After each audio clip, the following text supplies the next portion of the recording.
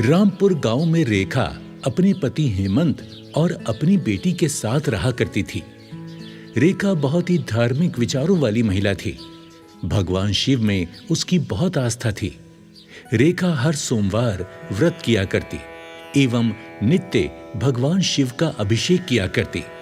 हेमंत एक स्टील की फैक्ट्री में काम करता था। रेखा गरीबों को दान दिया करती और गांव में जब भी किसी को किसी भी प्रकार की मदद चाहिए होती तो रेखा कभी पीछे नहीं हटती।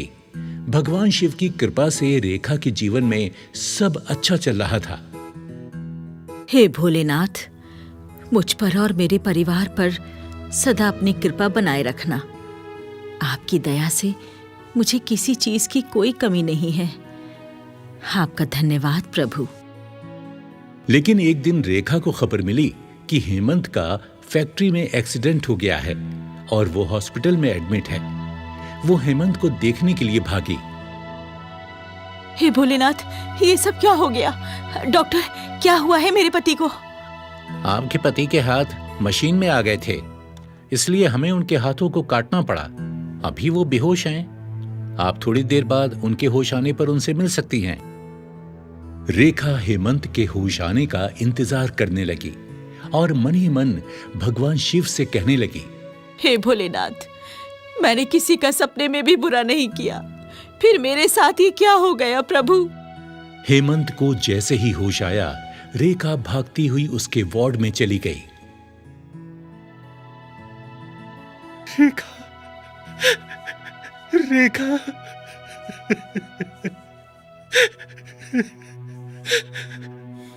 मेरे हाथ, मेरे हाथ, ये क्या हो गया रेखा? इससे तो मैं मर ही जाता तो अच्छा होता।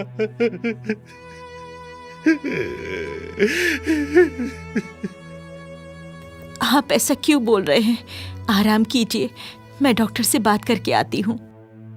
रेखा हेमंत की इस हालत को देखकर फूट फूट कर रोना चाहती थी, लेकिन उसने खुद को संभाल लिया। कुछ दिनों बाद हेमंत को हॉस्पिटल से छुट्टी मिल गई और रेखा उसे घर ले आई। रेखा और हेमंत की बेटी भी हेमंत को इस हाल में देखकर बहुत दुखी थी। हेमंत के दोनों हाथ कट जाने से घर के हालात दिन प्रतिदिन खराब होने लगे, लेकिन रेखा ने अपने ऐसे मुश्किल दिनों में भी अपने धार्मिक नियम नहीं तोड़े। पहाड़ जैसे दुख भी रेखा की भक्ति को हिला नहीं पाए। घर में पैसों की तंगी थी, इसलिए रेखा ने घर में ही सिलाई बुनाई का काम शुरू कर दिया। अब इसी काम से रेखा को हेमंत और अपनी बेटी को पालना था। रेखा, रेखा, मुझे माफ कर दो। मेरी वजह से तुम्हें कितना कुछ सहना पड़ रहा है। मैं चाहकर भी कुछ नहीं कर पा रहा हूं। रेखा, मुझे माफ कर दो, माफ कर दो। आप ऐसा क्यों सोचते हैं? अगर मेरी हालत ऐसी होती तब आप भी तो वही करते ना जो मैं कर रही हूँ। भगवान शिव की यही मर्जी होगी। आप ज्यादा चिंता मत किया करो। समय बीतने लगा और रेखा की बेटी बड़ी हो गई। हेमंत अब काफी बीमार रहने लगा था। रेखा गांव की लड़कियों को भी सिलाई सिखाना शुरू कर देती है, पर रेखा और हेमंत अब दोनों ही बुजुर्ग हो चुके थे। सिलाई के काम से घर और दवाइयों का खर्च बड़ी मुश्किल से निकलता था। हेमंत और रेखा को अब अपनी बेटी की शादी की चिंता सताने लगी थी।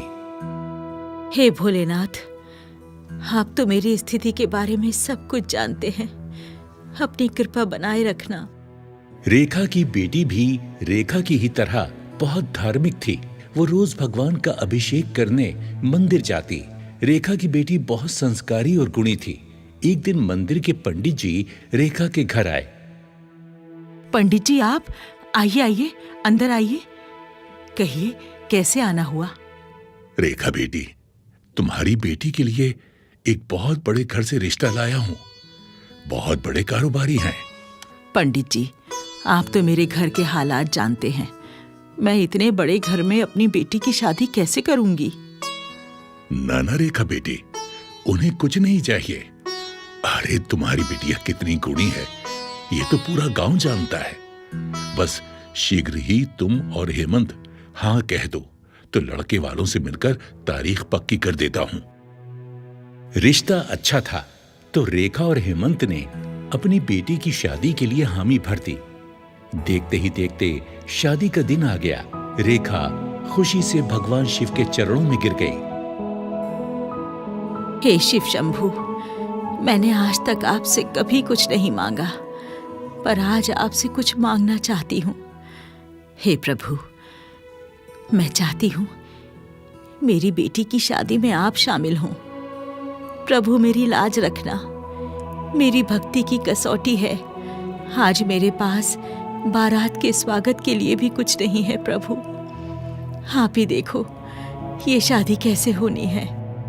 रेखा जैसे ही भगवान शिव की आराधना करके बाहर आई तो उसने देखा कि बाहर बारात के स्वागत की तैयारी बड़ी धूमधाम से हो रही है और रेखा भी शादी के सुंदर जोड़े में गहनों से सजी हुई है। हैं? अभी तो थोड़ी देर पहले यहाँ कुछ भी नहीं था, फिर ये चमत्कार कैसे हो गया? भोलेनाथ, ये सब जरूर आपने किया है, आप ही की कृपा है ये सब। थोड़ी ही देर में बारात भी आ गई और शादी की विधि शुरू हो गई। हर कोई अचंभित था कि रेखा और हेमंत ने इतना अच्छा प्रबंध कैसे किया होगा। जब कन्यादान की बारी आई तो हेमंत अपने कटे हाथों को देखकर रो पड़ा और रेखा मन ही मन शिव शंभू का ध्यान कर रही थी कि तभी वहां भगवान शिव माता पार्वती के साथ प्रकट हुए और बोले, पुत्री, मैं तुम दोनों पर बहुत प्रसन्न हूं। तुम दोनों ने निस्वार्थ मेरी भक्ति की है। मांगो, क्या मांगना चाहते हो? हे प्रभु, मैं सिर्फ इतना चाहता हूं कि आप मेरी बेटी का कन्यादान अपने हाथों से करें तो प्रभु हम धन्य हो जाएंगे। हे भोलेनाथ, ये बिल्कुल ठीक कह रहे हैं प्रभु। भोलेनाथ ने रेखा की बेटी का कन्यादान करके उन दोनों की इच्छा पूरी कर दी। रेखा और हेमंत की बेटी का कन्यादान मां पार्वती और भोलेनाथ के हाथों से हुआ। बारात की आवभगत में शिव जी के आशीर्वाद से कोई कमी नहीं रही। शादी बहुत ही अच्छे तरीके से संपन्न हो गई। मां पार्वती ने रेखा और हेमंत का भोलेनाथ पर अटूट विश्वास देखकर हेमंत के हाथ पुनः ठीक कर दिए और उन्हें आशीर्वाद देकर दोनों अंतर्ध्यान हो गए। कहते हैं, अगर हमारी आस्था सच्ची है और विश्वास सच्चा है तो ईश्वर हम पर अपनी कृपा दृष्टि बनाए रखते हैं। रेखा ने हमेशा दूसरों की सहायता की, कितने कष्ट उठाए, लेकिन उसने हमेशा भगवान के प्रति अपनी श्रद्धा को कम नहीं होने दिया और भगवान ने उसे उसी की इस भक्ति का फल भी दे दिया।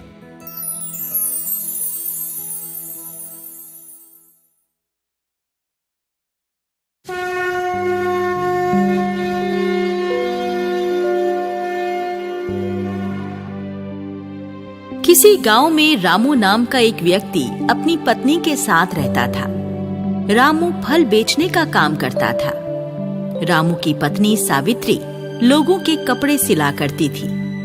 रामू और सावित्री का साधारण जीवन ठीक ठाक व्यतीत हो रहा था, परंतु उन्हें केवल एक ही दुख था कि उनकी कोई संतान नहीं थी।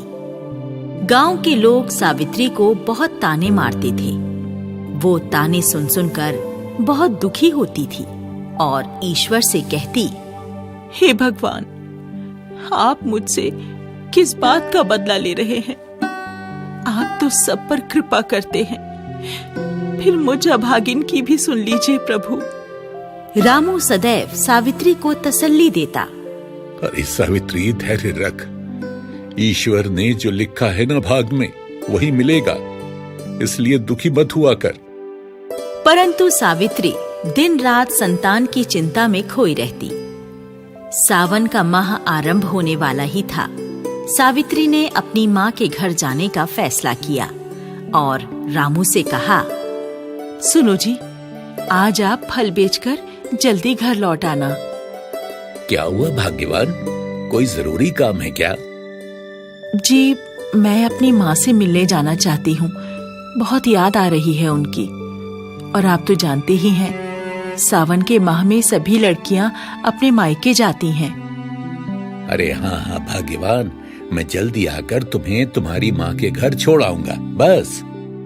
सावित्री अपनी माँ के घर जाने की सारी तैयारी करके रखती है और रामू बाजार से जल्दी घर आकर सावित्री के साथ उसकी माँ के घर के लिए निकल पड़ता है। सावित्री के मायके में एक बहुत प्राचीन शिव मंदिर था। जब रामू सावित्री रास्ते में जा रहे थे, तब वो शिवजी के मंदिर में दर्शन करने के लिए गए। सावित्री, चलो, भोलेनाथ का ये मंदिर कितना अद्भुत लग रहा है ना? चलो हम भी दर्शन कर लेते हैं। हाँ, चलो। हर हर महादेव बच्चा, तुम्हारी सभी मनोकामनाएं पूर्ण करें महादेव। हर हर महादेव। रामू और सावित्री शिव जी के दर्शन करके सावित्री की माँ के घर पहुँच जाते हैं और दोनों शिव दर्शन पाकर एक अद्भुत शांति का अनुभव करते हैं। भोजन करके दोनों सो जाते हैं। प्रातः जब दोनों उठते हैं, तो फिर सावित्री की माँ और भाई शिव मंदिर जाने के लिए तैयार हो जाते हैं। माँ, आप सब शिव मंदिर जा रहे हैं? क्या आप सब रोज मंदिर जाते हैं? बेटी, हम तो भोले बाबा का अभिषेक करके ही अपनी दिनचर्या शुरू करते हैं। तेरे पिता के जाने के बाद उन्हीं के आशीर्वाद से हमारा गुजारा चल रहा है। और तेरी भाभी तो हर साल सावन के सोमवार का व्रत करती है। माँ, मुझे भी ये व्रत करना सिखाओ। भाभी, ओ भाभी, मुझे भी बताओ ना, इस व्रत को करने की विधि क्या है? अरे सावित्री, रख लेना व्रत। पहले तुम और रामू तैयार हो जाओ, कुछ खा लो। क्यों ना तुम भी आज हमारे साथ मंदिर चलो। कल से सावन शुरू हो रहे हैं। मैं तुम्हें व्रत का सारा विधान समझा दूंगी। रामू और सावित्री एक बार फिर मंदिर पहुंच जाते हैं। दोनों सबके साथ भोले बाबा का अभिषेक करते हैं और भगवान भोलेनाथ के सावन के सोमवार के व्रत रखने का मन बना लेते हैं। सावित्री अपनी भाभी से व्रत का विधान बताने को कहती है। देख सावित्री, भोले बाबा तो बहुत भोले हैं। उनके व्रत का विधान भी अत्यंत साधारण एवं सरल है। जो भी भक्त उनका व्रत सच्ची श्रद्धा से करता है, उनकी कृपा उस पर हो जाती है। इस व्रत का कोई खास नियम नहीं है, किंतु ये आवश्यक है कि दिन रात में केवल एक ही समय भोजन करो और प्रातः व्रत आरंभ कर शिव पूजन एवं शिव कथा सुनो। ये व्रत सभी मनोकामनाओं को पूर्ण करने वाला है। भाभी, मैं इस व्रत को अवश्य करूंगी। सावित्री, मैं भी तुम्हारे साथ सावन के सोमवार का व्रत पूरे विधि विधान से करूंगा। क्या पता भोले बाबा हमारे भाग्य की रेखा पर तरस खाकर उसे बदल दे। हमें संतान का सुख मिल जाए। दोनों मिलकर सावन के पहले सोमवार का व्रत रखते हैं। दोनों ही भोले बाबा के मंदिर जाकर विधि विधान से पूजन करते हैं एवं शिव कथा का श्रवण करते हैं। वो प्रत्येक सोमवार ऐसे व्रत का निर्वाह करना प्रारंभ करते हैं और यही कामना करते हैं कि उन्हें एक संतान की प्राप्ति हो जाए। दोनों के भक्ति भाव देखकर पार्वती जी शिव जी से कहती हैं, स्वामी, ये दोनों आपकी भक्ति कितनी श्रद्धा से कर रहे हैं। आपको इनकी मनोकामना पूर्ण करनी चाहिए।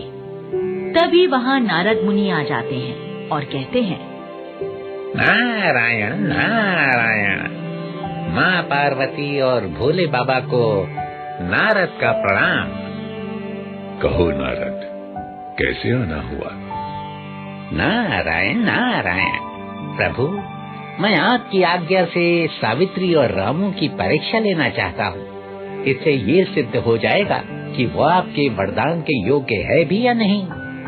हाँ प्रभु, अगर नारद मुनि आपके भक्तों की परीक्षा लेना चाहते हैं तो ठीक है।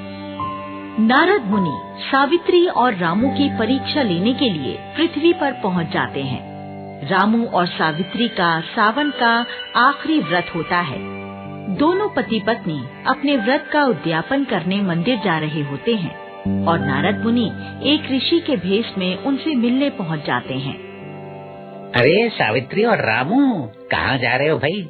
अरे उस वैरागी को मनाने मत जाओ, तुम्हें कुछ प्राप्त नहीं होगा। मेरी शरण में आओ, मैं तुम्हें संतान प्राप्ति की एक ऐसी पूजा बताऊंगा कि तुम्हारा सपना सत्य हो जाएगा। महाराज, आपने हमारे नाम कैसे जाने और हमारा उद्देश्य भी बिना बताए जान गए? कौन है प्रभु आप? हाँ महाराज, बताने की कृपा करें और ये भी बताएं कि आप हमें हमारे भोले बाबा के पास जाने से क्यों रोक रहे हैं? क्योंकि मैं जानता हूँ एक मूर्ति तुम्हें कुछ नहीं दे सकती, किंतु मैं अपनी शक्ति की विद्या से तुम्हारा सपना साकार कर सकता हूँ। रामू और सावित्री पहले तो बहुत सोच विचार करते हैं, फिर ऋषि से कहते हैं, ऋषिवर, हमें क्षमा करें, हम भोले बाबा के नाम का व्रत कर रहे हैं। अगर उन्हें कृपा करनी होगी, हमें संतान अवश्य प्राप्त होगी। हम और किसी की पूजा नहीं कर सकते। अरे मैंने तुम्हें बताया ना कि ये बैरागी तुम्हें कुछ नहीं दे सकता। तुम व्यर्थ ही इसकी पूजा करके अपना समय बर्बाद कर रहे हो। मेरे द्वारा बताए गए उपाय करोगे तो फिर देखना क्या चमत्कार होता है। ऋषि महाराज, हमारे भोले बाबा वैरागी अवश्य हैं, परंतु वो अपने भक्तों पर दया अवश्य करते हैं। हाँ, हम पर वो अपना आशीर्वाद जरूर बरसाएंगे और बाकी हमारा भाग्य है। महाराज, आपको कुछ देना ही है तो अपना आशीर्वाद दीजिए कि हम अपना व्रत पूरा कर सकें। ऋषिवर, आज्ञा दें, हमें देर हो रही है। हम तो केवल भोले बाबा का व्रत पूर्ण करना चाहते हैं। उनकी भक्ति करना ही हमारा धर्म है। इतना कहकर रामू और सावित्री शिव मंदिर चले जाते हैं। नारद मुनि उनका शिव में अटूट विश्वास देखकर प्रसन्न होते हैं। माँ पार्वती और भोले बाबा दोनों को आशीर्वाद देने मंदिर में प्रकट होते हैं। मैं तुम दोनों से अति प्रसन्न हूँ। तुम्हारा अटूट विश्वास सराहनीय है। माँ पार्वती, आपने हमें धन्य कर दिया। अपने दर्शन देकर आपने हमें धन्य कर दिया प्रभु। हमारा आशीर्वाद है, तुम्हें शीघ्र ही संतान की प्राप्ति होगी। तुम्हारी संतान अत्यंत प्रतापी होगी। इतना कहकर दोनों अंतर्ध्यान हो जाते हैं और इस प्रकार रामू और सावित्री को जो शिव महिमा पर विश्वास था वो सत्य हो जाता है। कुछ दिनों बाद सावित्री गर्भ से हो जाती है और 9 महीने बाद उसे पुत्र रत्न की प्राप्ति होती है। वो अपने पुत्र का नाम शंभू रखती है। अब रामू और सावित्री की भक्ति एवं उनके व्रत पश्चात पुत्र प्राप्ति की प्रसिद्धि सारे गांव में फैल जाती है। आगे चलकर उनका पुत्र प्रतापी एवं शिव भक्त बनता है और दोनों सुखमय जीवन जीते हैं।